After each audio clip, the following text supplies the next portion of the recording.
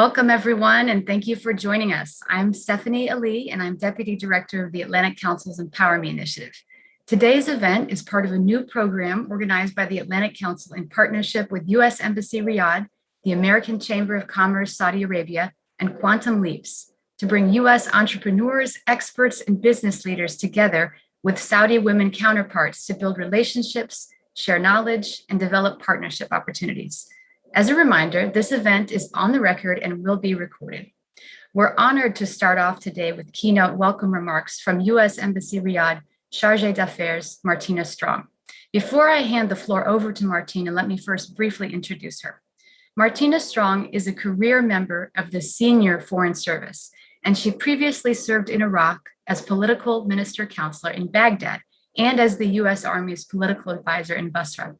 Prior to her arrival in Riyadh, she was the Deputy Chief of Mission in Bulgaria. Martina also spent 2 years as Director on the National Security Council at the White House. And with that, over to you, Martina. Well, thank you very much, Stephanie, for the kind introduction. And it is really a tremendous honor and pleasure for me to join you and all of our viewers. So good morning to those of you who are joining us from the United States, and good afternoon to everyone who is joining us here in the region. And it's really hard for me to believe that this is the last workshop of the series. As many of you know, we launched the Ignite program 9 months ago, so in the spring. And our embassy joined this very creative and dynamic partnership, as Stephanie had mentioned, with the Atlantic Council's Empower Me program, with the American Chamber of Commerce, Women in Business Committee, Quantum Leap, and the Office of Global Women's Initiatives. And at the outset, after a number of conversations and discussions, we identified several shared goals that we wanted to carry forward with the Ignite program. We wanted to create a platform that Saudi women could use to harness their entrepreneurial energy and creative spirit. We also wanted to strengthen the network of Saudi women entrepreneurs and capital investment professionals, because as many of you know, there are already many Saudi women entrepreneurs and leaders, and they obviously can add and have added so much to this program. And we also aim to develop a space where women could build the relationships, build up their toolkit and knowledge to succeed in the world of business. And to achieve these goals, we hosted 5 masterclasses since this spring and brought together established Saudi women entrepreneurs, female founders of startups in the kingdom, and women leaders in Saudi Arabia's investment community. And in these workshops, we focused on a number of very relevant topics: accessing capital, seeking investments and partnerships, and leveraging networks for success. And today's event is the last workshop of the Ignite program series, first series, I should say, but it is not the end of the program. And I am really excited to make this announcement. It's my great pleasure to share with all of you that the U.S. mission to Saudi Arabia is launching a second phase of this program in partnership again with the Atlantic Council's Empower Me program, AmCham, and now for the first time, Georgetown University's McDonough School of Business. So in phase 2, what are we going to do? We are going to make sure that Ignite continues to leverage the networks that we developed during the first phase and continue to encourage the next generation of Saudi women founders and innovators. We will target 40 Saudi women who are at the mid-career stage and who already have concrete business startup programs. And the program will include an online mini MBA. So this will be delivered by the Georgetown University. And it will provide foundational skills in business management, masterclass in phases of startup life cycle, training in capital sources and pitching, and sustained mentoring throughout the program.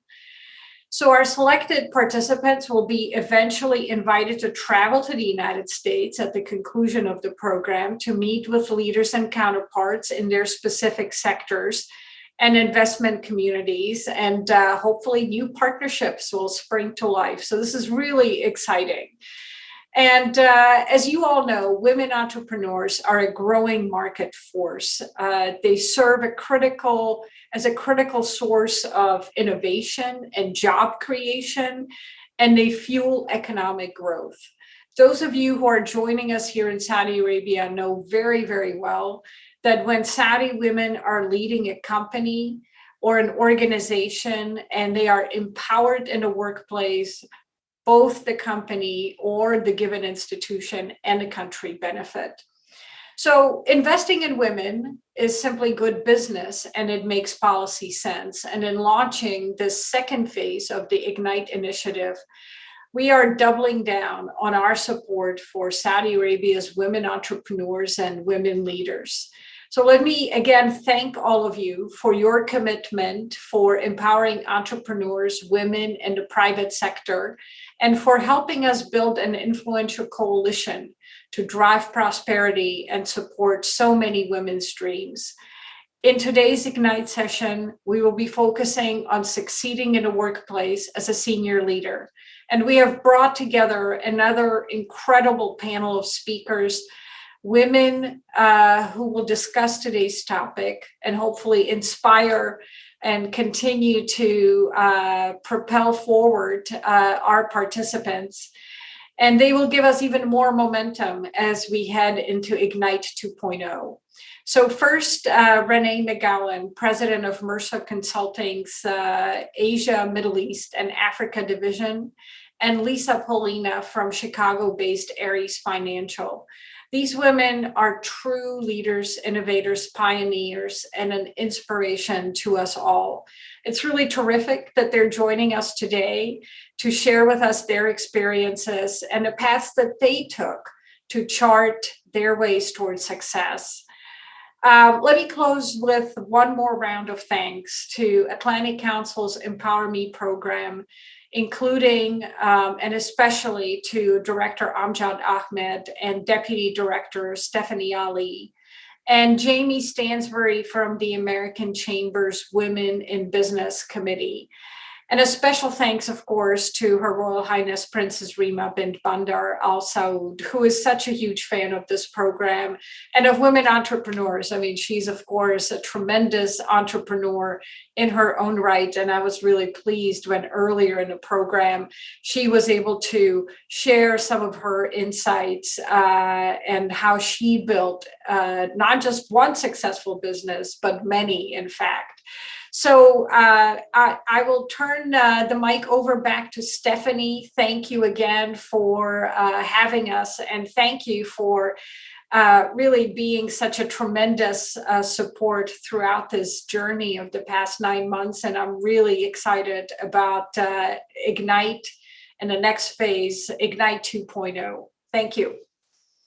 Thank you so much, Martina, for those very kind words. And we so appreciate your partnership and the embassy's partnership and all who have helped us get this first program off the ground.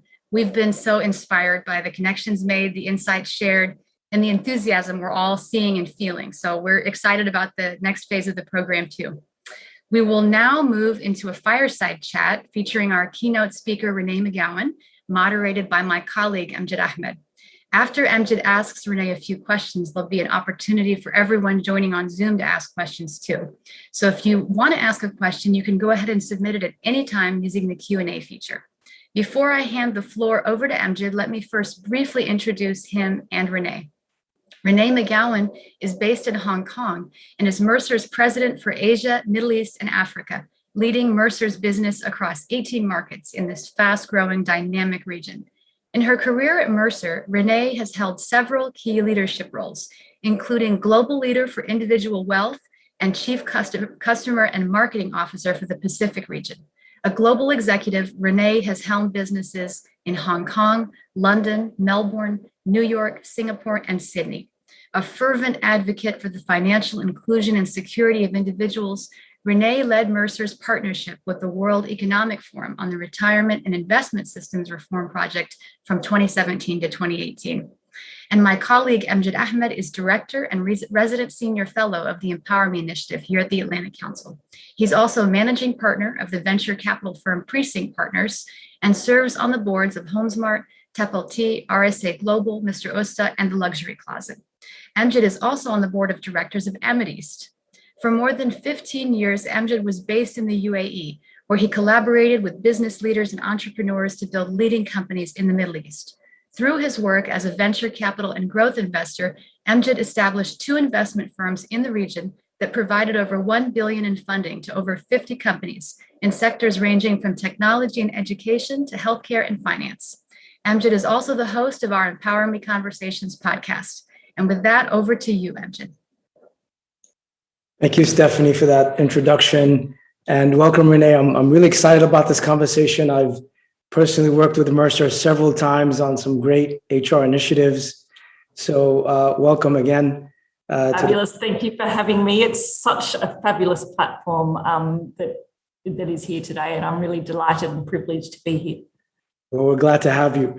I wanted to start by inspiring some of our women in the audience with your own career. You've obviously climbed such a great organization, and we both know very well that that's not easy to do. So when you look back at your career so far, what are the factors that you feel contributed to your success at Mercer? Sure, thank you. So I have had a long career at Mercer. So I've been with Mercer nearly 20 years.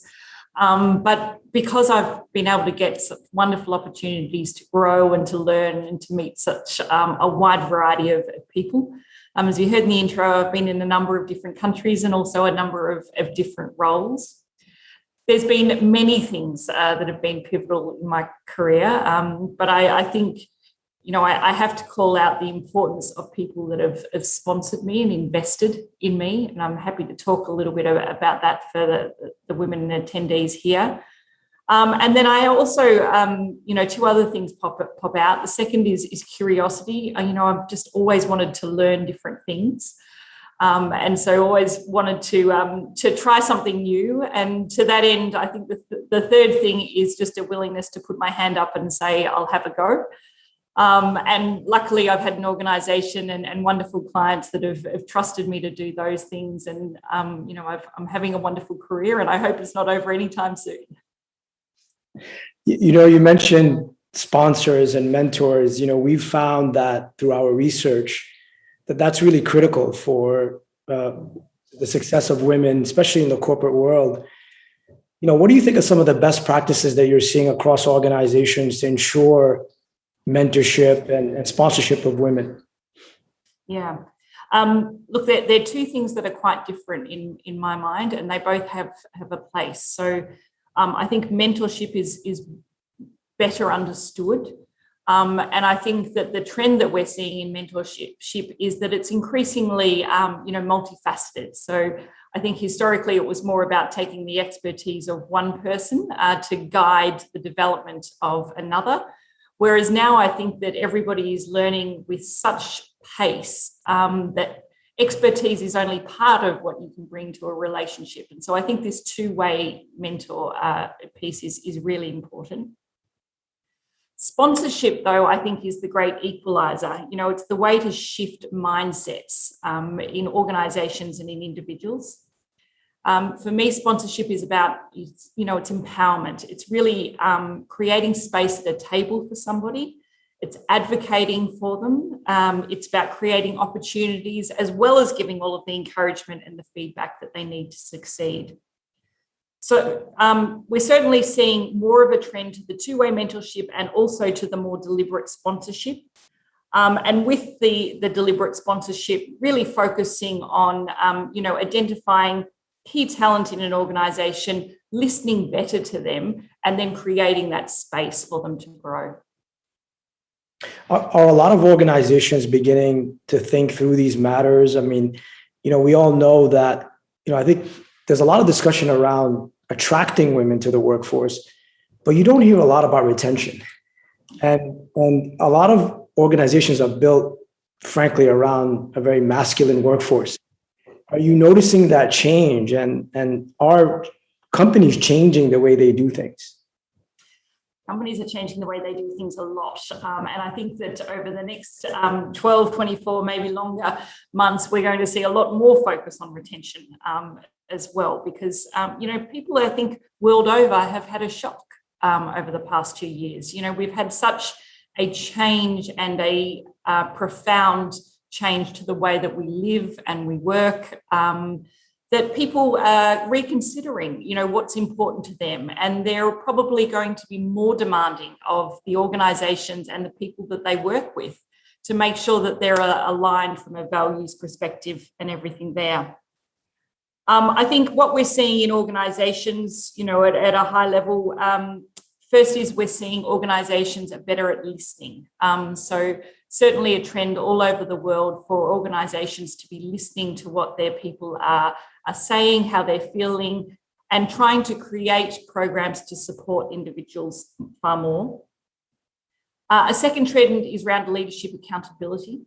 So really making sure that individual leaders in organizations are clear on targets, clear on their requirements and deliverables, and then that they're held accountable for those. And that does play out in a gender landscape, if you like. We're seeing more of that accountability. The third is on learning. I think that we'll see a huge shift around the world to a focus on learning and on skill development and redevelopment over the next few years. And then the fourth is around advocacy. That's on my mind. So making sure that we're not just advocating in the way that I was talking about from a sponsorship perspective, but we're doing that across, diverse groups. It might be gender, it might be around ethnic minorities, etc. You mentioned obviously this last period that we've all been through and how challenging it was, but also a lot of things have changed because of the pandemic. Looking forward, if you can predict sort of this work from home sort of acceptance, let's say, by corporations globally, do you see that hurting or helping women in the long term? We're seeing that flexibility can be a double-edged sword. Where do you see that going forward? Yeah, it's got to be something that's very deliberate. So, flexible working has been in place in many parts of the world for a long time, but not all of them by any means. Where we've had workplaces that have been far more flexible, we've learned, as you've said, that there can be unintended consequences of women having that flexibility. Broadly, they are that they may be less visible. If they're taking advantage of that flexibility, they may be more likely to, be just not top of mind when opportunities are coming up. So I think that's the thing that we really need to watch out for as we move into. I don't think that there is any doubt that we're in a different type of working environment going forward. That it won't just be about, what location we work, but it'll be about how we work, what types of communication, whether that is, real-time synchronous, if you like, and all of those types of things are going to really play out. And I think that we have to be really deliberate about specific groups to make sure that key individuals, key employees aren't left behind inadvertently, and that they may not, that we're giving everybody access to the opportunities. And it's a real danger if we just sort of slide into, I think, working hybrid and let everybody feel their own way. I think we have to be more deliberate in that. No, absolutely. I think I love the word deliberate, because I think it's not about just having everyone do everything and anything. It's about being deliberate about how you work and where you work. When it comes to leadership, for us, we work a lot with entrepreneurs and venture capitalists and people who are funding them. And the data is very clear that when you have more women in leadership, more women holding the purse strings in venture capital, that you get better outcomes for women.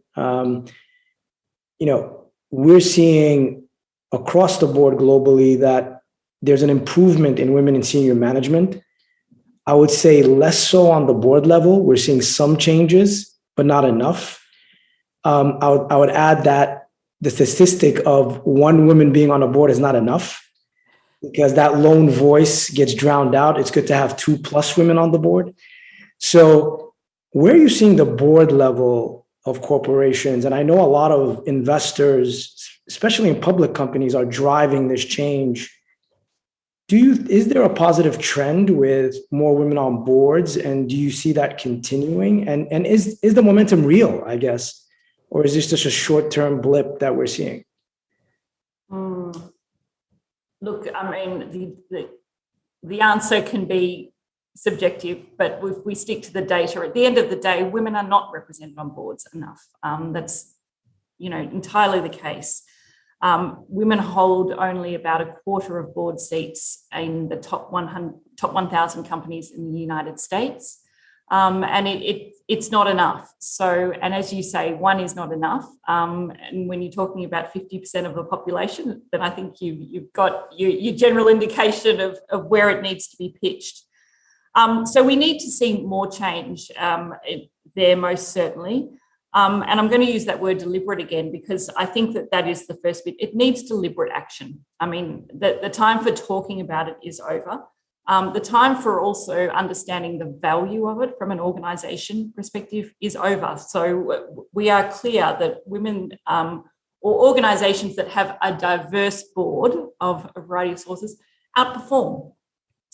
So it needs deliberate action rather than talk at a board level. We also then need to look at, what's appropriate from a targets and accountability perspective. Now, that might be at the board level. It also might be at the management level that the board is there responsible for. So making sure that there's clear metrics there that executives are held to account for. And we're certainly seeing a lot more of that. And I think that we'll see it in a really diverse range of things as the world unfolds over coming years. Gender diversity targets are one thing, but, increasingly, I think we'll start to see targets around sustainability and impact on the world being pushed to executives as well. Yeah, I mean, if anyone is a data-driven investor, all they have to do is look at the data. The data is clear. So that discussion is done. More diverse, have better return. It's a challenge, though, because, I'm talking about the pandemic again. The reality is that we're potentially taking a step backwards in a number of areas, ranging from the participation of girls in education through to, the amount of funding. I was reading now the amount of funding that is going to female entrepreneurs versus men over 20 and 21. It actually hasn't got better. It's gone the other way. So we need to make sure that we are being really focused to make sure that we don't undo some of the good progress that has happened over the last 10 and 15 years. And in fact, we can get on track to accelerate it again.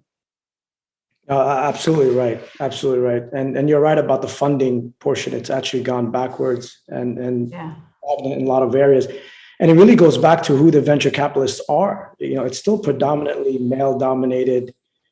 Everyone looks sort of the same. So I think the funding initiatives in the US to fund women-only funds or diverse funds of other nationalities and colors and all sorts of things is the right approach.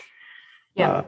And there's a lot more on that and sort of those implicit biases and those microaggressions. And the funding finding is similar to the hiring that used to happen. So, there's been a lot of studies. There was a great Yale study from some years ago that indicated that when faculty were given the choice of a candidate, males and females both thought that the male was better qualified and more worthy of the pay. It was just an implicit bias that was there.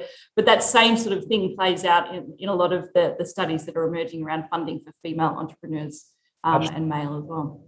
Absolutely. I'd like to open it up to the audience. If anyone has a question, please put it in the chat and we're happy to bring it across.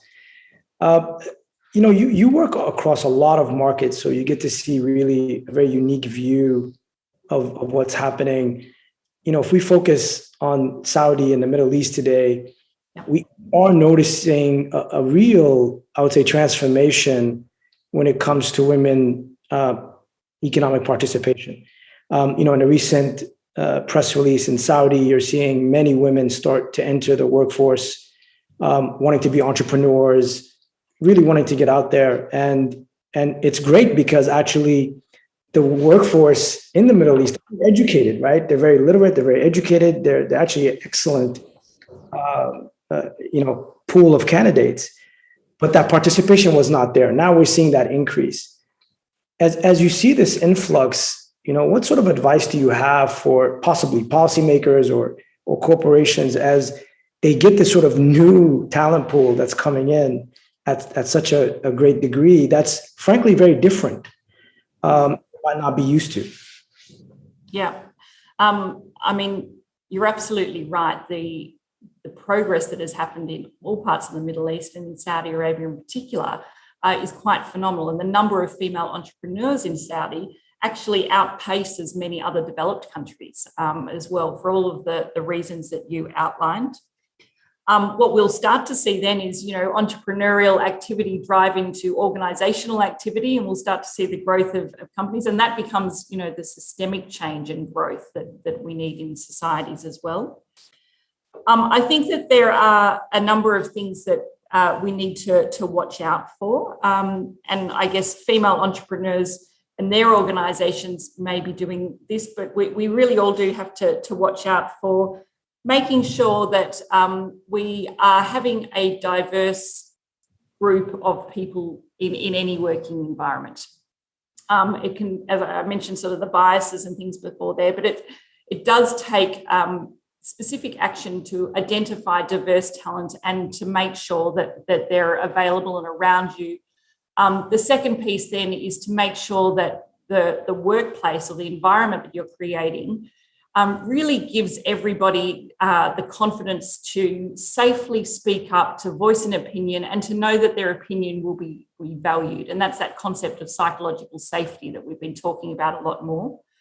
But those organizations that can, and even individuals, as you're building an organization, can start to make sure, how do I have diverse talent around me that thinks differently, that knows me, that knows different things to me, that might look different to me. You're really building that, and then actually creating that environment where everybody has a voice and they feel confident to voice that. That's where you really start to see change. Yeah, that's great advice. Just to correct something I said before, please submit your questions in the Q&A functions rather than the chat. And we actually have a great question for you from Zaina Kordab. She's asking, what was that trigger or transformational moment in your career that really drove your success? Was there sort of a transformational period or moment? It's hard to pick one when you've had a long career. I can probably pull out three things. One I mentioned at the start was just this desire to learn things. And, Mercer is a diverse organisation. When I started, we were the world's largest employer of actuaries.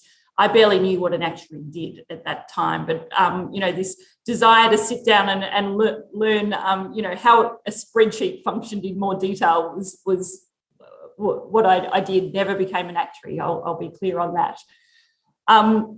The second thing was great support. I received wonderful sponsorship from different people throughout my career who really went out of their way to create opportunities for me and to push me into opportunities that I mightn't have thought of otherwise. And so I really have valued different people doing that for me. And the third is also related to great support, and that's great support at home. So I think when I've worked 8 years or so on a part-time capacity, I had time off with each of my 3 children. So I was in and out of the workforce a lot. And I think when the organisation came to me and said, we've got this large role that we'd like you to do, it would be a full-time, etc. I remember saying to my husband, it's just the wrong time. Where I had an 18-month-year-old crying and I had another 2 little kids running around. I said, it's just the wrong time. And he said, There's never a right time. Go, make it happen. So I think, it's having the support all around you is really important. Yeah, I mean, that's great that you mentioned these moments, because I think women unfortunately bear the brunt of the work in the family. So the fact that you've been able to do both has been really inspiring. As you mentioned, we have a lot of entrepreneurs on the call and on the video. A lot of your work centers really around companies and big companies, but what would you tell that sort of new entrepreneur that's starting out, that in that sort of very uncertain phase, ready to make that jump? What advice would you give her? Never limit yourself. I worry that as women, we put more limits on ourselves than anybody else will. Sometimes it might even be in our head. Do not limit yourself in terms of what is possible and what you think you want to do. And never put boundaries around, I haven't done that before, or nobody else has done that before. Think of anything being possible. And I think with that, dream big. It's hard to grow a business if you're constantly focused on the incremental.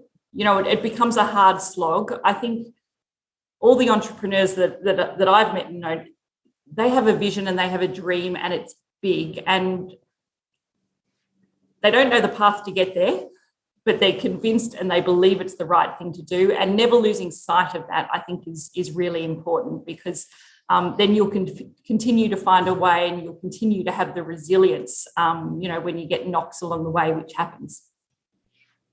Yeah, I love that. I always tell entrepreneurs, shoot for the stars and you'll hit the moon, right? So that's the right way to approach it. And it's a slog, even in small business or big, and we see it here. I spent a lot of years in Asia, and we've had a lot of companies that. A lot of companies we work with in China, one day they've got 20 people, the next month they've got 200, and then roll on 6 and 7 months, they got 20,000 people. It changes really, really fast. But it's really hard to do just focusing on the incremental. If you focus on today, I'm producing 1, and tomorrow I need to produce 3, and the day after, it just becomes a bit of a slog. So dreaming big's far more important, I think. Absolutely. One last question. I think, when we look at sort of what's happening now, in the context of the Middle East, we want to make sure that the momentum continues. And a lot of the discussions that we're having center around talking to governments about what are the right policies to ensure that momentum continues to happen. What would you advise them? What is sort of that number one policy that ensures women continue to participate in the economy? Maybe it's not one policy, but what have you found as the most impactful policy that helps women sort of continue to be in the workforce and continue to participate in the economy? There is so much that every government and society needs to do around that. And it really is about making sure that you're giving everybody equal access and equal opportunity, and supporting them to achieve that. So that is in all of the policies, really making sure that you're not just saying, well, everybody's equal and go forth, that you're really pushing towards that equity piece, that you're giving groups boosts up when you need to, and balancing it out. So a lot of very practical policies around making sure that the workforce and labour force is open for equal participation, making sure that there are practices that ensures discrimination can't occur, or it can be addressed if it does. And then working as well to make sure that there is pay equity, and that there is not, because it is still a systemic issue, and then it becomes a systemic issue for a lifetime if women are paid less than men, and it flows right through to their ability to fund longer lives that women have as well. So that there's a lot in that. Yeah, absolutely. Actually, I lied. There is one more question. And it's from one of our partners, Virginia Littlejohn. So, and it's a great question. So I have to ask, technology is obviously becoming a huge sector globally. And it's going to shape a lot of the things we do going forward. And pertaining specifically to artificial intelligence, there's a lot of algorithms being built today, but again, they're being built by predominantly men. So that bias or that unconscious bias might come into a lot of this work. What can we do to sort of drive more women into technology and innovation from your perspective? And maybe there are things that you're seeing happening across your markets that are driving that. Yeah, it is a great question. If I had the answer in its entirety, I'd be able to share it with everybody. It's a real concern because, if we've got gender bias there amongst us as human beings, we certainly don't want to compound that as we move into robotics and artificial intelligence. So I think that the only way that we can do that is to focus on, accelerated development of talent in that area. And we're starting to see already not just accelerated education programs where we're really making sure that both men and women are going into technology studies and things, but very deliberate pipeline development of skills. So organisations and indeed entities and governments are looking across their population, their society or their workforce and saying, right, what are the skills that we will need into the future? What do we have today? And then how do we more deliberately upskill and reskill so that we can get people in there? And it's going to take that combination of, organic education, making sure that we've got equality, as well as organisations and governments, making sure that we're skilling and reskilling so that we can address those gaps that will be there. Fantastic advice. Unfortunately, we're out of time. I could do this for another hour with you. Thank you so much for being here, and it was hugely rewarding for me, and I'm sure it was for everyone else. Well, thank you very much for having me, and I very much admire everything that you're doing, and I very much hope that I can be there in person as borders start to open up and we move around a little bit and meet you all over the next 12 months or so. We look forward to it. Over to Stephanie. Thank you, Amjad, and thanks so much for being with us, Renee. We will now turn to our panel, and we have a truly stellar lineup. So I'm going to introduce them all briefly before I hand over to our moderator, Jamie. Olivia Bellingham is Mastercard's Senior Vice President for Strategy Middle East. Her key accomplishments include deploying $500 million of equity capital across various companies to accelerate Mastercard's regional strategy, building the analytics and business insights function from the ground up to support decision-making and performance tracking, contributing significantly to Mastercard's annual P&L targets through the pricing function and working with cross-functional stakeholders. Previously, Olivia served as Vice President of Investor Relations and Director of Corporate Communications at CA Technologies, Director of Strategic Development at Vivendi, and Private Equity Analyst at Bruckman Rosser Sherrill & Company. Teresa Carlson is President and Chief Growth Officer at Splunk and leads the company's efforts to align and drive its ongoing business transformations across its go-to market segments. Most recently, she served as Vice President, Worldwide Public Sector and Industries for Amazon Web Services. After she founded AWS's Worldwide Public Sector in 2010, Teresa's role eventually expanded to include financial services, energy services, telecommunications, and aerospace and services industry business units. Teresa has also been a strong advocate for empowering women in the technology field. That passion led to the creation of We Power Tech, AWS's diversity and inclusion initiative, which aims to ensure underrepresented groups, including women, are reflected throughout all AWS outreach efforts. Khaloud Musa is a partner and the head of inclusion and diversity at KPMG Saudi Arabia. She was the first Saudi woman to qualify as a CPA in Saudi Arabia and is the first female partner in any of the Big Four professional services firms in the country. Khaloud previously served as a member of the governance committee of the Institute of Internal Auditors, and prior to joining KPMG, she worked as the finance and administration director at one of the most prestigious private universities in Saudi Arabia. She's also worked at one of the Big Four firms as an audit partner, serving clients across the region. In 2019, she was named as one of the top 20 Saudi women in finance, economy, and commerce. And today we are delighted to also have American Chamber of Commerce in Saudi Arabia Executive Director Jamie Stansbury with us to moderate this powerhouse panel discussion. Jamie has been based in Riyadh for over a decade. She first came to Saudi Arabia as a strategy and operations consultant in Deloitte Consulting's federal practice in Washington, D.C. For 2 years, she led operations to set up a bilateral program management office for the U.S. Embassy in Riyadh. Since launching her own consulting practice 6 years ago, Jamie has been advising leading government ministries, higher education institutions, and multinational firms. Jamie currently serves as Executive Director for the American Chamber of Commerce Saudi Arabia and is spearheading efforts to increase and support the growing number of American and Saudi businesswomen and industry professionals working in Saudi Arabia. And with that, over to you, Jamie. Thank you so much, Stephanie. It's a true honor to be with this group today. I've been excited about all of our topics, but I have to say this is the one I've been the most excited about. So it's a great one to wrap up this first phase with.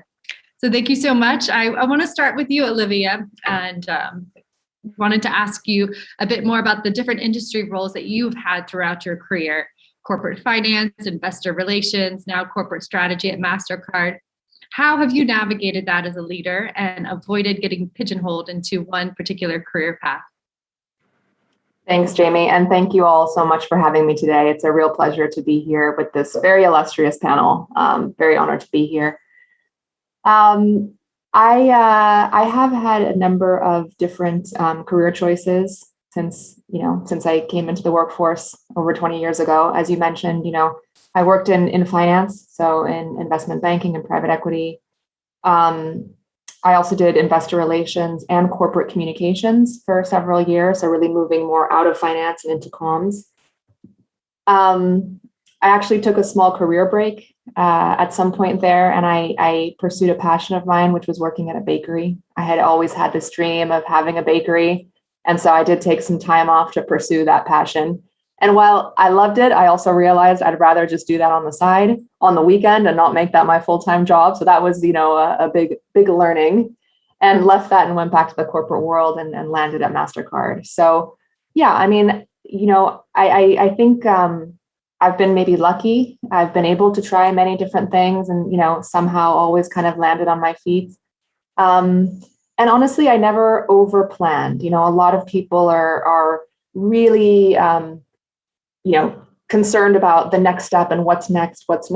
I think I've always taken the philosophy that, put my head down, work really hard, do as well as I can and deliver everything I can, and that good things will happen. And unfortunately, it has been like that.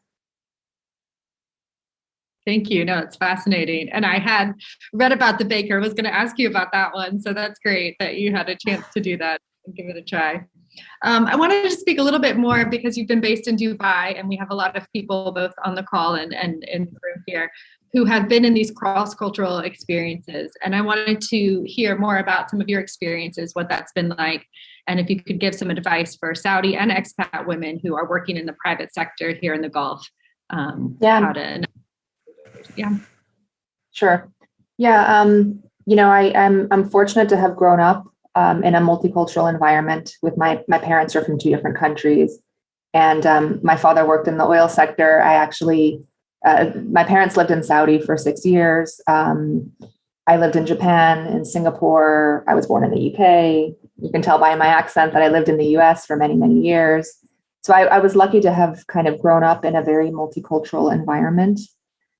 And I think, what it does for you as a person and all of you, on the phone and in the room is, when you're really integrated into a different culture and you're living with it day in and day out, I think, what you can take from it and what you can really, build as a strength for yourself is the ability to empathize with others. And, in the corporate world, it's very important to be able to connect with a lot of different types of people.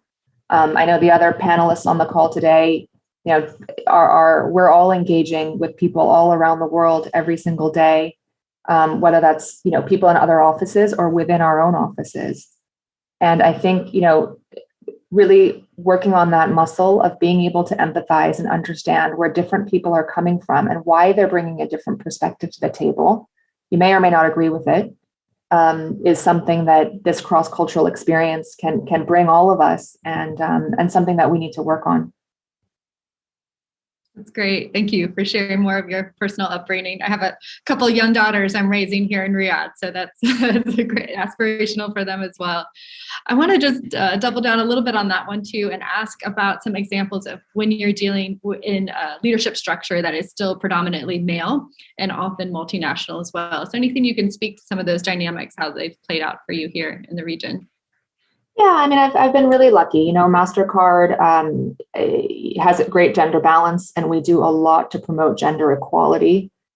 So I've been fortunate in the sense that, you know, I've been working for an organization where I really haven't felt, you know, like the only woman in the room. That rarely happens, to be honest. You know, there are a lot of things women can do when they feel that they're in a situation like that. I mean, you need to seek mentors and sponsors, and Amjad and Renee were talking about that earlier. You know, the importance of finding people in the organization who you can talk to and who can support you. This is really critical when you feel that you're in a situation which is, you know, when there's just more men than women in the room. And those mentors and sponsors, by the way, you know, they shouldn't be all women. You should have male and female sponsors for your career. But you know, ultimately, I think, you know, if you exhaust all the avenues and you've come to a point where you feel like it's, you know, it's just not the right organization for you. Look, if your manager doesn't support you, it's time to change your manager. And ultimately, that's okay too. You know, nobody needs to stay in an organization any longer for 40 years where they're not being supported. You can move on. You can take a risk in your career. And I would say if you've exhausted the avenues, you know, make a change, take your destiny into your own hands. Thank you. It's really helpful. Great. Well, I'd love to turn over to Teresa Carlson and ask you a few questions as well. You've spoken about how important it is for companies to create these environments that help people learn, develop innovative talent, and particularly to cater them in ways that are supportive of women in the tech industry. And would love to hear more about your thoughts on how to make sure that learning and talent development is inclusive from the ground up to the top. Well, it's interesting because there's no real flash bulb event, I would say, or program that makes like this one big difference. It's really about creating the most diverse and inclusive organization that you possibly can, and incremental, step by step. You got to continually do it. And it takes time, it takes commitment, and it takes intentionality along with the mechanisms to actually track. And that's not always easy. And a lot of times organizations get off track from doing this and they forget kind of their path. And when I joined AWS, Amazon Web Services in 2010, I saw this huge opportunity to challenge the norms and really create a program that on-ramped a diverse set of employees in our workforce, and not just for our workforce itself, but our hundreds of thousands of partners that we had around the world. And the one thing I noticed when I went into countries around the world, one of my jobs was to go around the world and open up countries. I spent a lot of time in the Middle East, Saudi, Bahrain, Kuwait, the UAE, and I saw there just the opportunity for females to step up and take a leadership role. Because if you think about it, in the Middle East, as an example, almost 60% of the women are the ones that predominantly work in the tech industry, and they do all the hard jobs. They do the coding, the development, but they don't have leadership roles. They don't step up. They don't often have those leadership roles. So it's one thing to be in the workforce. It's also another issue to be in a leadership position. And my leadership team at AWS, eventually it became almost predominantly female-led, which I loved it. It had a good balance, but it was almost female-led. Same when I was at Microsoft for the 10 years prior. But over the other area of diversity, I thought that was super important is we hired a lot of military. Over 25% of my workforce was military veterans, and many of them continued to serve actually in the National Guard while working at AWS. And we tried to expand that kind of veteran program globally, not just make it US-centric, but we began to expand that also globally. But one of the very early programs that I loved that we were able to create to get going was something called #SmartIsBeautiful for young girls, where we were basically saying, look, smart is beauty. It's important. And that really did resonate around the world. But then we kind of opened it up and decided we needed more inclusivity overall. So we created a program called We Power Tech, which was about all any group. We wanted to be inclusive completely. And the thing that we found is, diversity in the US is very different than diversity in other countries. And it's not always tracked or understood as well. And my leadership team really got on board with this. They wanted to understand it. They wanted to know how they could get involved. So we started actually taking it much down to the country level so they can understand and create the same program environment within a country that, again, different, but you have to understand your data. If you don't understand your data, that's a really tough program. And then just, I would say, as an example, while, nothing is always easy, but it's worth doing, right? You want to be able to do it. And a couple of other programs, AWS Educate was a program that I created to make sure around the world, everyone could get tech skills. And before I left there, we announced a program to train 27 million people by 2025 for free around the world in every economic category too, which I thought was really important. And then just training the individuals through technical university programs, that making sure that you have diversity in there and that you're looking at those numbers daily and working it from the ground up. But now that I'm in Splunk, I love it. I've only been here 6 months. So I'm starting, they have some of the most amazing programs already, and I'm trying to just think through how do I really use my ability as a leader, as a female leader now to help Splunk and our customers and partners here. So again, no flashbulb moment. You just really have to be intentional with mechanisms and keep at it and don't walk away from it ever. Thank you. That's fantastic. I love the idea of having customized programs and being able to adapt them based on what the data and context looks like. I think that's critical. And yes, I'm fascinated about this career shift that you've done to Splunk after a very successful career at AWS. And was wondering if you could just speak a little bit more to our group about how to make a successful career shift like that and pivot, and how do you navigate that well? What's the secret to ending well and starting out seeking new challenges? Well, that's a great question. And I started when I was very young. I have an undergraduate and a master's degree in speech and language pathology. So I've done some career shifts over my time. I started in health, and then I shifted to tech, and tech was just like, oh my gosh, the first job I had was with a company called Keyfile Corporation, which was workflow and document management. And I was like, where have you been all my life from a healthcare? Because think about it, there was no workflow, no document management. And I couldn't believe it. I was wrapping my arms around this to say, we need to get this into the hospitals and healthcare facilities immediately. So I kind of started my tech career with an aha moment of how it changes businesses. And I was very blessed. I had my time then at Microsoft for 10 years that I loved. And then AWS was an unbelievable opportunity to build a business from the ground up. Andy Jassy is an amazing leader. I just, when I met him in 2010, we had a moment of governments around the world, public sector entities need the same opportunity to have great technology. So I feel very blessed. But, for a female leader, there's a point in time that I think it is on us to take on more responsibility in a greater way. And after almost 11 years there, I was a vice president running over a $10 billion business and growing in over 170 countries. But I felt like I needed to take on more responsibility across different sectors within a company. And Splunk offered me a really fantastic, amazing opportunity to really take on everything customer facing globally and help them move the business from what had traditionally been an on-prem to a growth to a digital and on-cloud world, which they had already started with an amazing customer set. And it's really about having those conversations with your leader. I still have a fantastic relationship, like I said, with Andy and the team there. They're our top partner at Splunk. And that was one of my inspirations. I already knew Splunk was a great company. It was in a growth, I'm a growth person. It was in a growth stage.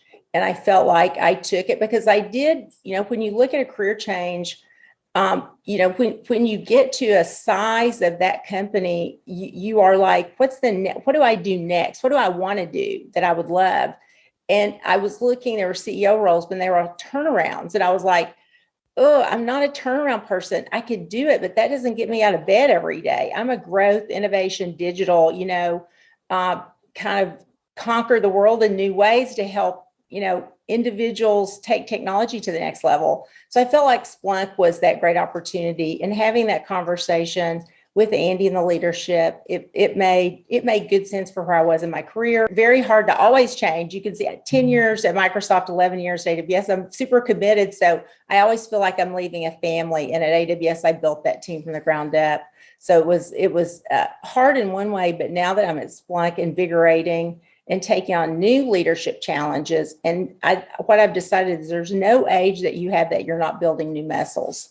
And I'm continually now building new muscles, working with our board and our investors in other areas. So a lot of fun, but change, you always have to kind of go, okay, I'm ready to go. Let's jump and go make it happen. Thank you. That's a wonderful answer. Really appreciate that. And yeah, kudos for continuing to do more. So thank you. Khaloud Musa, I wanted to ask you a few questions now, and just a delight to finally meet you. I've heard a lot about you over the years. So you were, as we announced, the first female Saudi woman to be a CPA and a partner in a Big Four firm. How did that impact you personally? And what opportunities are you seeing now for this generation of women leaders that just wasn't possible even a few years ago? First of all, thank you so much for having me today. Thank you for the Atlantic Council for empowering me for the initiative that you're doing to support women, especially in Saudi Arabia and Middle East. Actually, my journey was very difficult. I was announced as the first CPA in 2006, 2007. And at that time, it was very difficult. So I call it moving from invisible to visible person, because I was seeing myself as invisible, actually, no matter I did. And at the same time, I'm so proud that I have opened the door for other females, especially Saudi female, to enter the audit profession at that time and to be in the professional services profession. At the same time, I feel very responsible to be a role model, to support other women to achieve their full potential. But that was history. When I look to Saudi today and over the last few years, there's a number of sectors or industries that were previously very dominated by men are open now for women in Saudi. And it's really providing them with plenty of job opportunities. And I can see that it's really leading an impressive results. So we can see today women are employed in all public sector, from military to passport control to traffic department, everywhere. And also we've seen that the private sector is now hiring women at twice the rate of the public sector. So both public and private sector are hiring more women. Banks, financial institutions, the healthcare sector are particularly very well suited to have not only women to work there, but also to have women on leadership position.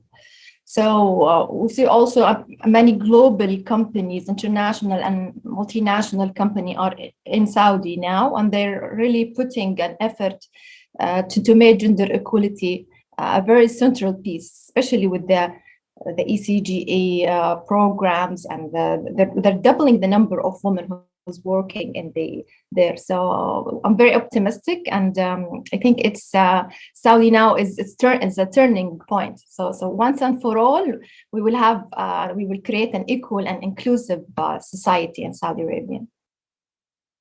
Thank you, Khaloud. Yes, it's just unprecedented and a great moment to be here. I know you've done a lot of work with the Sharjah Chamber to develop a best practice guide, and that KPMG has been featured in the G20 Empower Best Practice Playbook. We spoke about it a little earlier today, some of the importance around mentorship and sponsorship. And I was just wondering if you could speak to that a little bit more, what you've seen as best practices specifically here in this context. Regarding the Sharqiya, the Chamber of Sharqiya guide, I worked with them with another actually consultant firm. And what I like about this guide is it's provide the organization, any kind of organization, with a particular tool that help to assess their level of inclusion and diversity maturity. And then they give them a very specific action you can take throughout the journey of inclusion and diversity.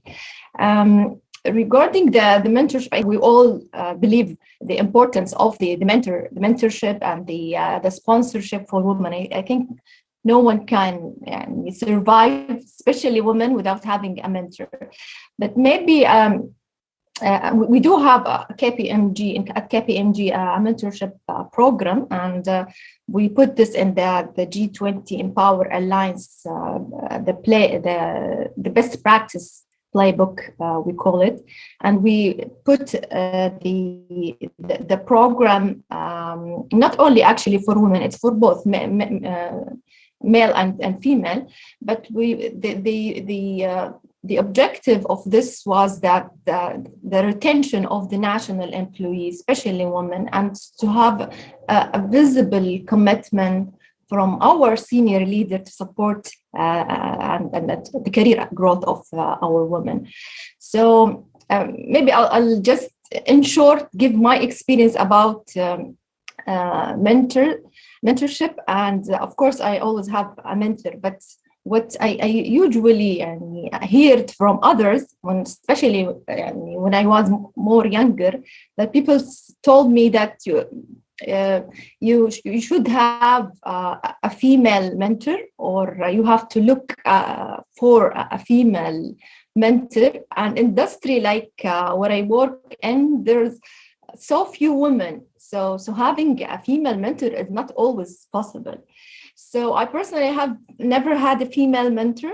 They have always been men, and they have always was supported to me during my journey.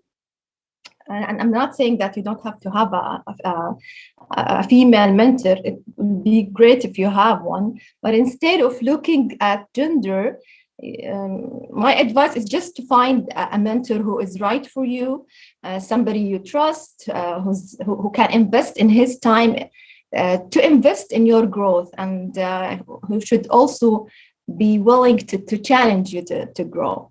So this is my advice for the women who are with us today.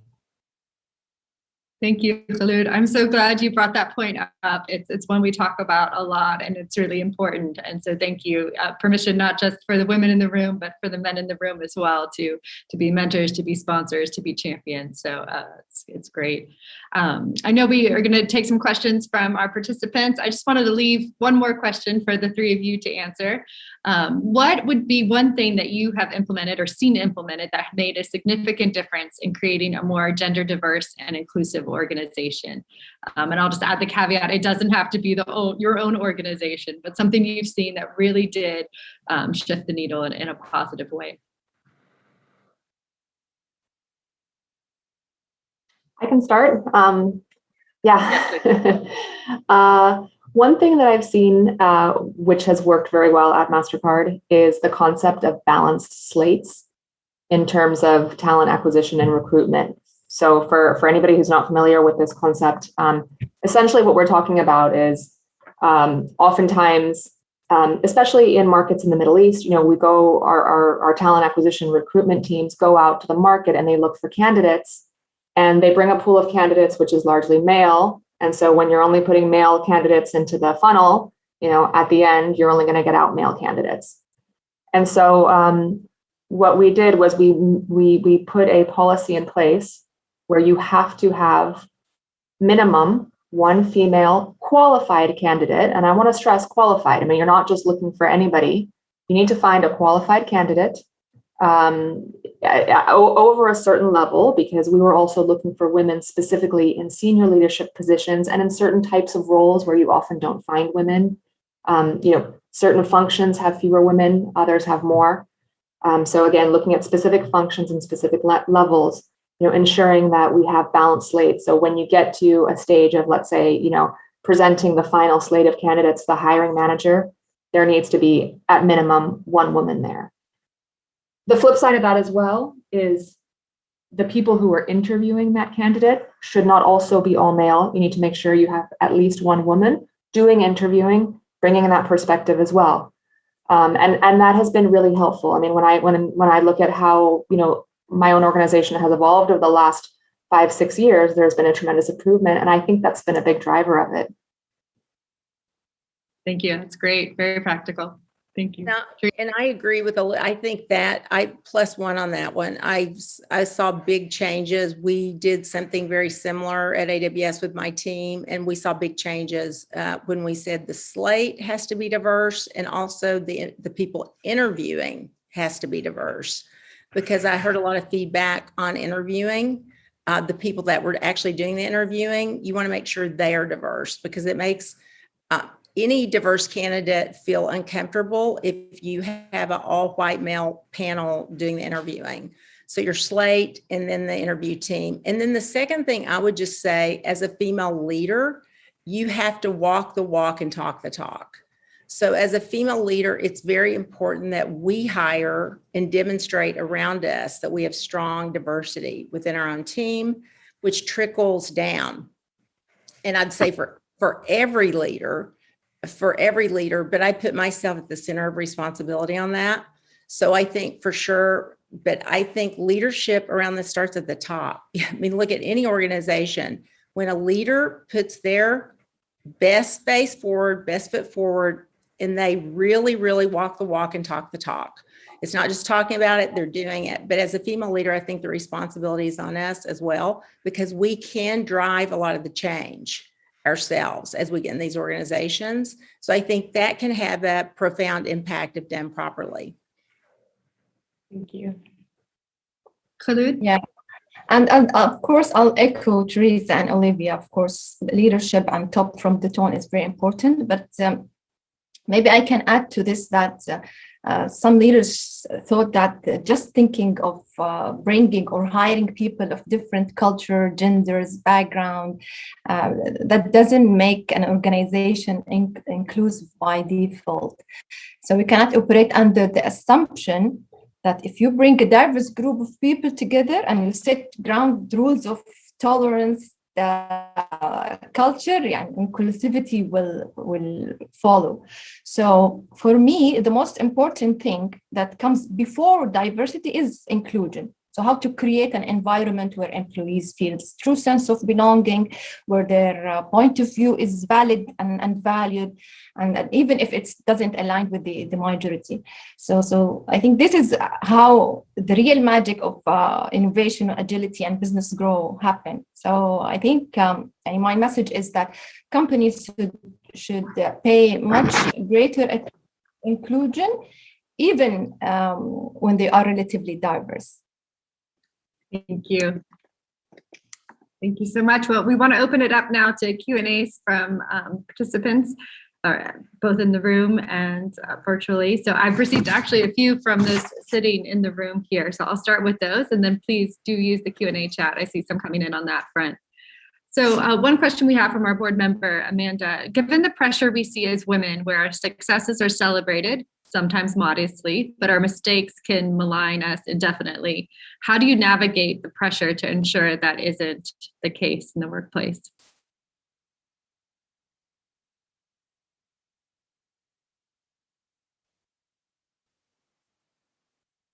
Jamie, I'm sorry. Do you mind repeating that question? You were, for some reason on mine, you kind of went out. No worries.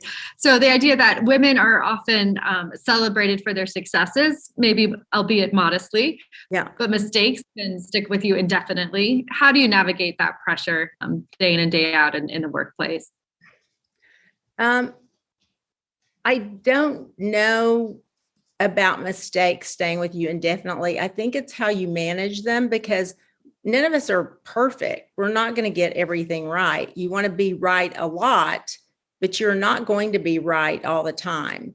And I will just say, one of the things that I have had a lot of female leaders and individual contributors say to me that they get a little bit nervous when they are going into a room to do a presentation or have a conversation, and they are one of very few females in the room. And they're like, how do you handle that?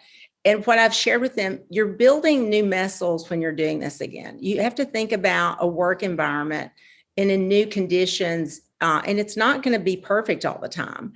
And being reflective of what worked and didn't work in whatever particular situation is really important. It is for anything. I always equate everything to workouts because I like to work out. And when I do something new, my muscle hurts. And I think if you think about it, you go into a situation, especially in these conversations that get uncomfortable, it's also good to practice. I like to find other individuals that I trust to sometimes have conversations. I still do that today. If you feel like you're doing something that's different, have that conversation with someone you trust that will give you good feedback. But believe me, I have not seen anyone that holds something against you forever. You are business is about mistakes. I mean, we would never have any invention in this country around the world if we didn't make mistakes and pick ourselves up and learn. So I think part of it is being okay to say, you know what, that didn't go so great, but here is how I'm going to manage that and learn from that experience. And the next time I won't do it. But I wouldn't be too hard on yourself, because men do that, women do that, presidents do that, prime ministers do that. We do not get things right all the time. And it's important how you learn and adjust.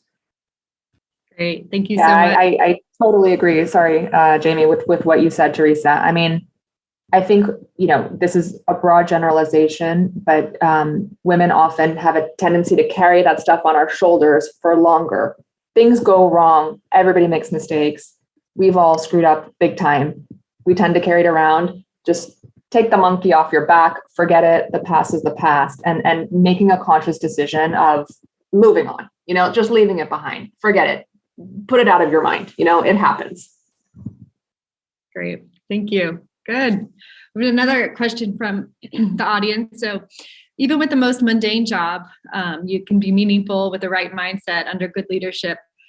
Olivia, this is directed to you. What advice do you give to leaders, mentors, sponsors to help Saudi women in the talented workforce here to find purpose in their careers, particularly in the earlier stages?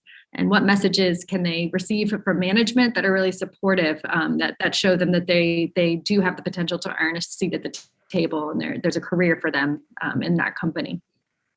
Yeah, this is very critical. If you want to retain women in the workplace for a long time, you need to make sure that they see and they feel valued in their job, that they understand the bigger purpose of it, regardless of how mundane the actual job itself may be. Not sure of the situation of the person who asked the question. And this is something that I think an employee can take some control over, working together with their manager. So I think it's around transparent and honest conversation with your manager about where you want to go with your career. Looking ahead, what are the things that you want to learn? How can you develop yourself? And really establishing a rapport with your manager to help them guide you and help them open a few doors for you. I think you really, on your own, it's harder to do, but in a conversation with hopefully a good manager, you can find that thing that gives you a spark and makes you want to come to work every day. Thank you. Good. We received a question here on the chat from Dalara El Assad. She's an engineer and architect, urban planner, and came to realize that she was used as a quota filler for recruitment, and felt like there would not have been a chance to actually get the position after that interview happened. I know this is a dynamic we've heard of throughout the world, and would just love to see this panel comment on that. Maybe Khulud, I'll start with you on this one, but would love to get Teresa and Olivia's feedback as well, please.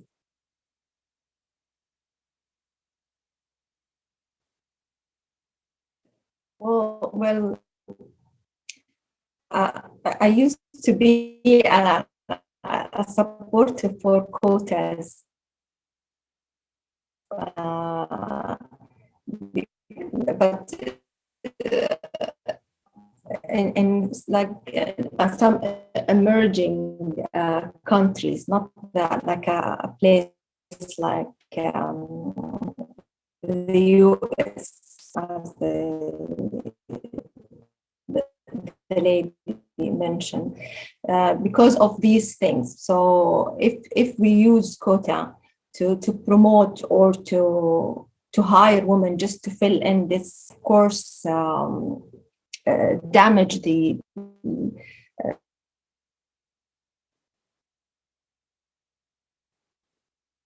purpose of putting these quotas.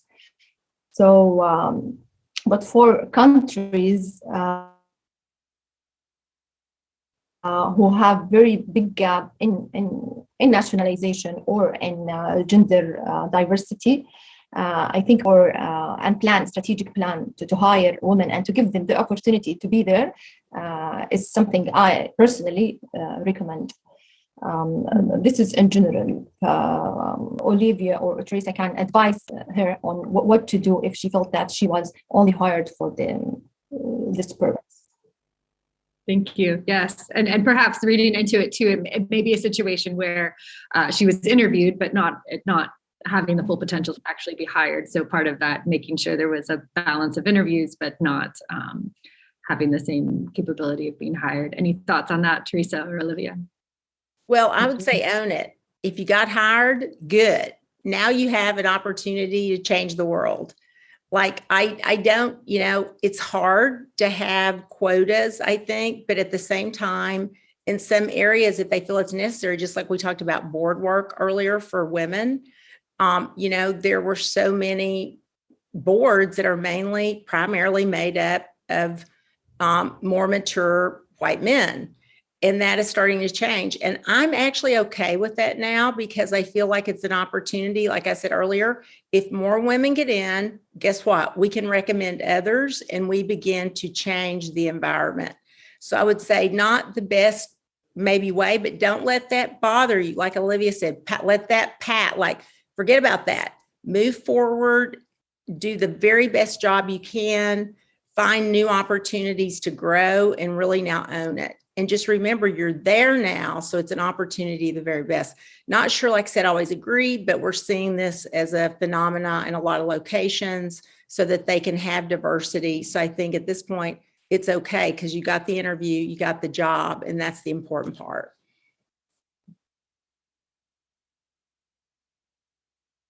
Thanks. Thank you. Yeah, so we have another question. Let me see if I can capture it right. So how do you balance taking a stance when there's perhaps a senior person in your job that has a different work ethic or different set of values? How do you speak up about that and avoid getting stereotyped as emotional or different from your leadership? Any comments there? Sure. Thank you for the question. I think this is actually something that women face a lot. Being labeled as emotional is something that I think we see a lot, and it's not an easy one, to be honest. It's a tough question. I mean, what I would say is, look, you need to position yourself in the workplace ultimately as a professional. Regardless of your gender, you should try to keep certain emotions, and I'm not talking about emotions of excitement and passion and all that stuff, but the other emotions, you should try to keep some of those emotions out of the workplace because they don't really belong. So when you're in a scenario that's very charged up, and just because you are who you are, you feel that you're getting overly emotional, try to get out of it. Don't go into a situation when you are in a highly emotional state. You have to present yourself as a professional. I think you just have to keep that in the back of your mind. Don't let yourself fall into the trap of that, because sad to say, but it will be negatively perceived both by your male counterparts as well as potentially by female counterparts. Yeah, it's kind of the harsh reality of the business world, I find, but that's the case. Thanks. Just to add real quickly that agree and remember it's work. It's work. It's not like this is not life or death. That's the time, new babies, somebody lost, I mean, that is a time. But remember, these are just a point in time in a work environment. And I would also say data, use data. I have won every conversation. I got everything I wanted through data. So knowing your business better than someone else knows it. And then you use data points. And I think if you really feel convicted about something and you are very professional and data driven, you are going to win that eventually. Maybe not every time, but if you keep going back at it. And the other thing I would say is really just don't give up. Because you didn't win the battle doesn't mean you don't win that war in an area that you feel convicted about. But really, data, using data, making sure that you respond in a way that is about, the business, what's going to change. And then you can walk away and say, okay, maybe didn't get that this time. Let me think about how I approach it a little bit differently. So remember, the first time around doesn't mean it. I've been in sales for a long time. And I always like to say every no is a new way to get to yes. So just like you have to keep thinking about new avenues that you take.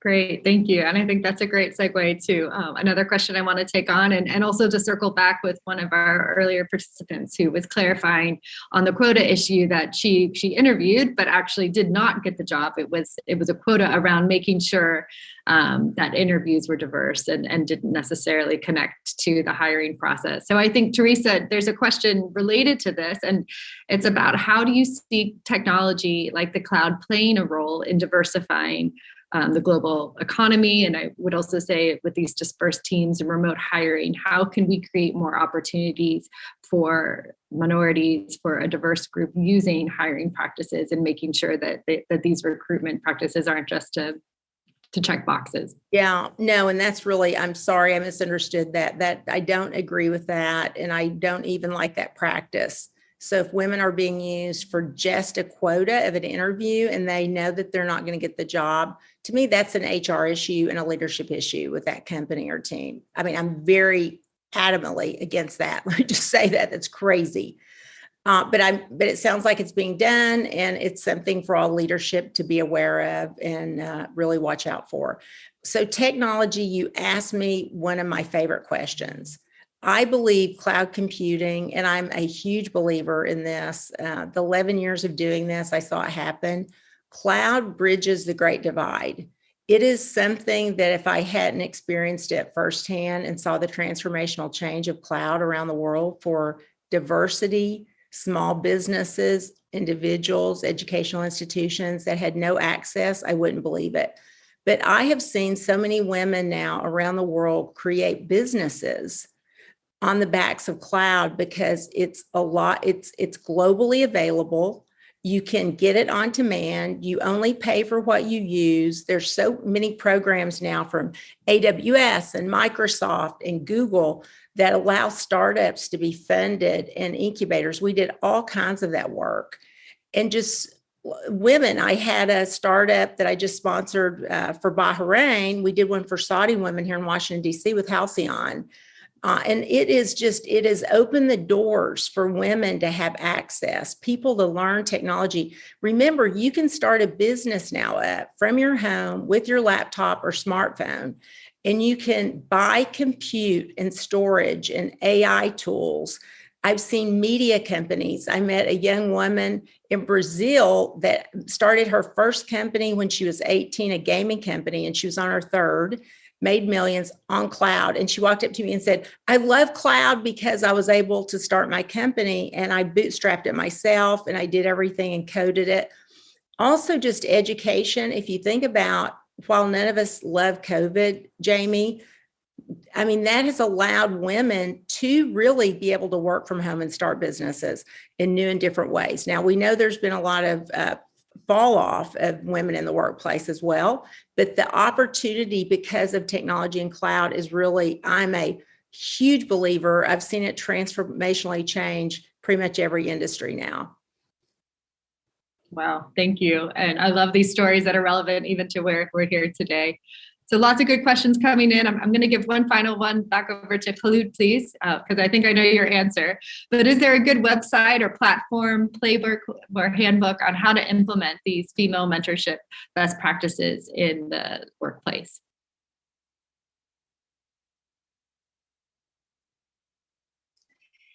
Yeah, so I think I'm interested to introduce first the guide that I talked about, that we worked with the Sharqiya Chamber, because as I told you, it has a very practical tools for any kind of organization on how to include women in the workforce, and what kind of policies, practices, best practices that allow the organization to have a good and inclusive environment. So I would recommend you to go through this guide. I'm happy also to share with you the guide for our audience to go through it, especially here in Saudi and in the Middle East region, because probably it has some local content to it. Another website that we, as KPMG, worked with another institution who focus on also the empowerment of women, and especially in managerial decision, called the Women on Board. The headquarter of this organization is in Bahrain, and we work with them in Saudi. The idea of it is that to have a database for all qualified women in senior position. So if the listed companies want to recruit or to appoint any woman on board, that they have this database with the qualified women from different nationality. So this is something I can share. The bad connection that I have now. Great. Oh, thank you. No, thank you, Khalid. We can you hear me now better? Yeah, we were able to catch a good point of that. And I think we are at time. So thank you so much, Olivia, Teresa, Khalid, for giving of your time and such thoughtful answers. It was a true pleasure to be with you. And with that, I'll turn it back over to Amjad to wrap us up. Thank you so much. Thanks, everybody. Thank you. Thank you, Jamie, Khulud, Olivia, and Teresa, for such a great and valuable conversation. As Martina announced earlier, the Ignite program will continue and grow next year. This program has been about making a real impact on improving the economic participation of women. We strongly believe that women can change the prospects of Saudi Arabia and the wider region. A quote by one of the most inspiring women in history captures where we are today in the Middle East. Ruth Bader Ginsburg, fighting for women's rights in front of the Supreme Court, said, "All I ask of our brethren is that they take their feet off of our necks." In other words, women in the Middle East are ready. We just need to get out of their way. Before we sign off, the Atlantic Council's Empower Me Initiative would like to thank the U.S. Embassy Riyadh for their continued support, and our partners on this program, AmCham Saudi Arabia Women in Business Committee and Quantum Leaps. And last but not least, we would like to thank ExxonMobil, UPS, and the U.S. Department of State for their sponsorship of this workshop series. Thank you all very much for joining us today. Our team will be sending you more information about our upcoming events. We hope to see you all again soon. Bye for now.